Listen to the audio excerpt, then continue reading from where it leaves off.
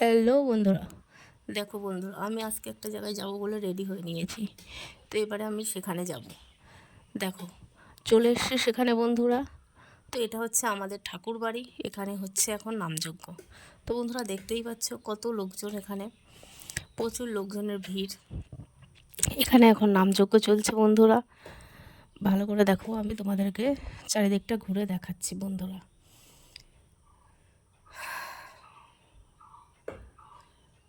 এই যে কীর্তন চলছে বন্ধুরা, দেখো এখানে কীর্তন চলছে,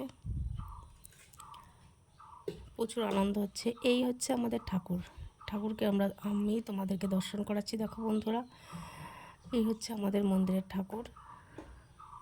তো ঠাকুর দেখানো হয়ে গেছে বন্ধুরা, এবার নিচে নেমে এসেছি। দেখো বন্ধুরা, চারিদিকে ঘুরে তোমাদেরকে দেখাচ্ছি।